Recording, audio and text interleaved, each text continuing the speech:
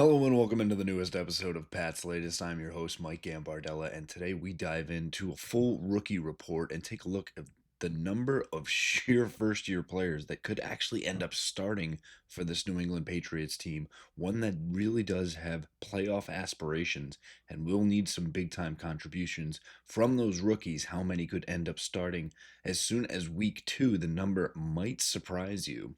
We'll also take a look at the new unveiling of the Tom Brady statue coming much sooner than you might expect just outside of Gillette Stadium, and the latest going on around Micah Parsons and Terry McLaurin and what's next for their trade requests.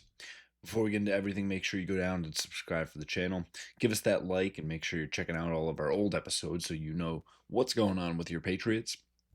And also go down and get in those comments. Let us know what you think the Patriots should or shouldn't be doing on potentially getting involved in someone like Terry McLaurin or Micah Parsons, and which rookie is really standing out for you. We start first looking over at the number of rookie starters that the Patriots could have. And yes, you're reading that script right just beneath me as well. We're looking at 6 potential starters as soon as week 2 that are all brand new to the NFL.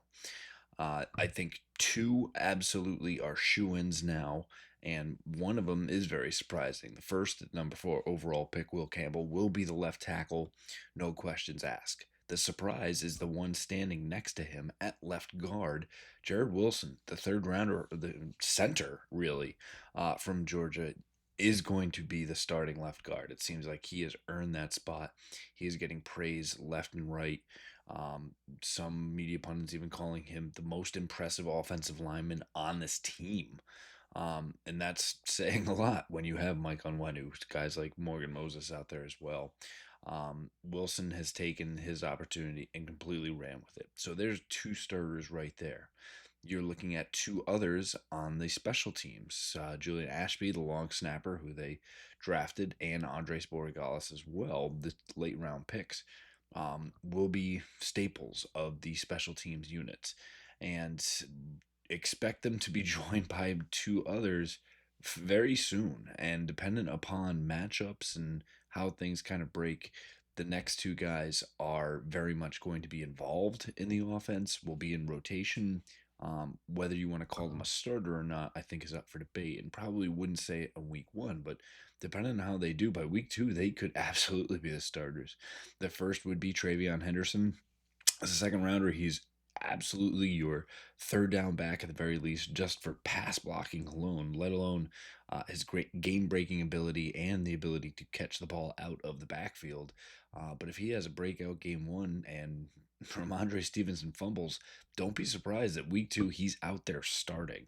And then the 6th rookie that could be starting for your New England Patriots is the third round wide receiver Kyle Williams from Washington State. He continues to impress. He'll have some up and downs as he goes, as all rookies do.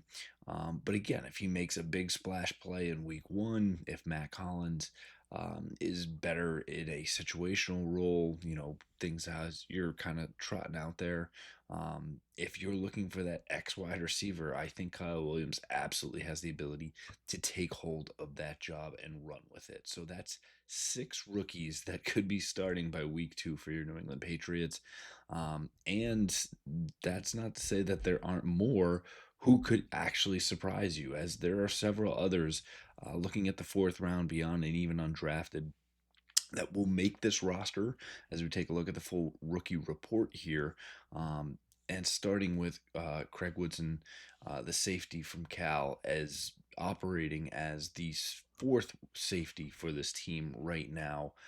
Kyle Douglas and Jabril Peppers, we know, are absolutely going to be out there, your starters. And Jalen Hawkins has been the top sub coming in, and Woodson operating behind that trio. Now, not to say that he won't have opportunities to come in and absolutely will probably compete on special teams as well. But Woodson playing in a very strong position room will get his chances moving forward, but may take a little bit more time for that. I think the same boat happens for Brady Swinson, the edge out of LSU, who again is operating as edge number four, behind the starters and Kalavion Chasen as well, and getting Harold Landry and Keon White as the top two defensive ends for this team. Expect Swinton to rotate in, and again, we'll need to be consistent and make those plays to get more of that opportunity. Another one that people might have earmarked as having a bigger impact was Florida State defensive tackle Joshua Farmer. And again, playing in a really tough positional room. Christian Barmore ahead of him, Milton Williams there, Karis Tonga they brought in, and Jeremiah Farms, who was the holdover from last year, who's really been just sensational, in my opinion, making the most of his opportunities, eating space, taking on blockers, being physical at the point of attack. He has forced Farmer to that defensive tackle 5 spot. So again, I think there's enough positive road ahead of him where he will be on this team and should make this 53, but is further down in that defensive rotation than maybe you thought he would be coming out. Looking at some of those later rookies, Marcus Bryant has been operating as that second team left tackle. Demontre Jacobs has been that swing tackle, and the first two give Morgan Moses a breather if he needs it as well. But I think an opportunity for Bryant to make this team and have a path towards that 53. Kobe Minor, Mr. Irrelevant, if you remember the cornerback out of Memphis, will have a tough road battling at the cornerback position as they really try and build that up behind Christian Gonzalez and Carlton Davis, but it could be a tough road for him. And then the two names that we hear a lot as undrafted free agents of Lan Larson, the running back, and Efton Chisholm, the wide receiver. Both have had their opportunities where they've looked really good. Both have had miscues and drops that have led to turnovers. So again, it's not always easy for those undrafted free agents. You need to be perfect in a sense. I think both have opportunities to make this roster, and whether it's financial reasons and you decide you're not going to keep someone like Antonio Gibson, you want to move forward with Lan Larison, or if you're saying there is opportunity for one of those guys to really be a kick returner or a punt returner. You find other ways to get involved, whether it be on special teams, and can find your way in the door. It has possibilities there. It becomes even more difficult because Brendan Schooler, who is that special teams first guy, and then will be a depth safety, you can't have too many of those special team only guys. Bill Belichick loved to do that because he values special teams. A lot of other head coaches would prefer to have your starting units, offense, defense, and then be able to fill in on the special teams as well, and having that be a strong unit because of the overall talent as opposed to having talent for a specific role on special teams. Again, we'll give an update next week on where this roster stands and what changes we see to the projected 53, but don't be surprised to see a lot of rookies not only on there, but starting for your New England Patriots. Looking quickly over at next week and announcing that the Tom Brady statue has long been talked about, even back as last year, will finally be unveiled this coming Friday prior to the Patriots' opening preseason game against the Washington Commanders. Tom Brady will be in attendance. Robert Kraft both expected to speak. And we know that it's not a small statue. It is a 12-foot statue of Tom Brady that will be outside of the stadium for getting a sense of what that's like. Think about standing next to a basketball hoop, knowing that rim is 10 feet up and pretty much going to the top of the backboard. That's how big this statue will be of Tom Brady, and for the immense amount of achievements and what he's meant not only to the New England Patriots franchise, but to the city of Boston, the state of Massachusetts, New England as a whole. It really has added to the city of champions, what the expectation is. And I think having a reminder of that as people enter the stadium, what it all means, why they do it. This is what you're chasing, is to try and live up to the example that Tom Brady set, not just for the Patriots, but for all of the NFL. That's what you're going after. And the Patriots actually wanted to do this last year and were ready to do so, but couldn't because of Tom Brady's contract with Fox.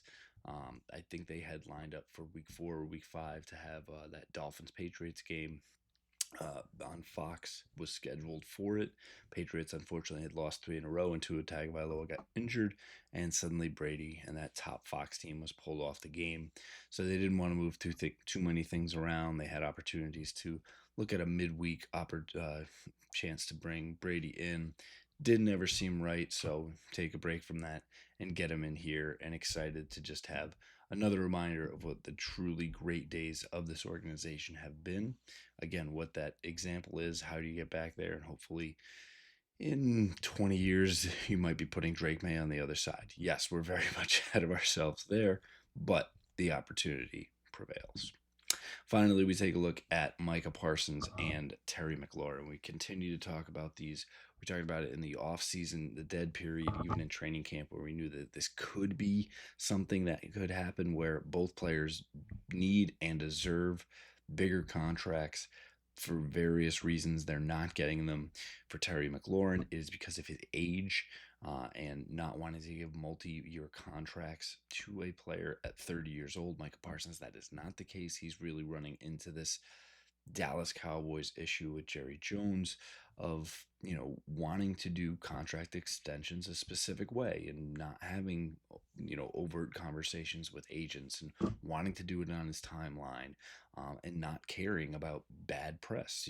Jerry Jones, he thinks good press, bad press, any press is good press. He likes being the storyline. He likes that being talked about. And while his Cowboys didn't live up to it, there's still enough talent on that team to make some noise if everybody stays healthy.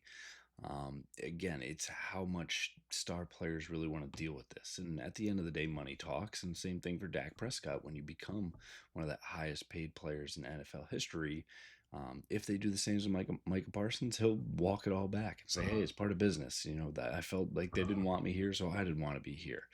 I think that's probably where both of these deals end up heading. There was a rumor floating around that Washington was actually talking to Miami about a potential swap for Tyreek Hill, and having a draft pick involved in that as well. Again, these are conjecture and some leaks and sometimes misinformation, but talking about the proposed framework for deals, it goes both ways. It's either to push that contract down or to potentially push a trade forward. At this time, I think both put in the category of you're going to hear a lot because their agents want to get something or the team wants to get something.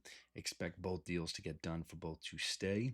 And if anything changes, we'll be sure to have it here for you on why this could be a boon for the Patriots. And as Mike Vrabel kind of played it off when asked about both of these guys, he wants to talk about his players, the guys that are here, and isn't going to comment on, guys under contract for another team. Free agents are different, especially when we talked about Christian Wilkins. He's out there.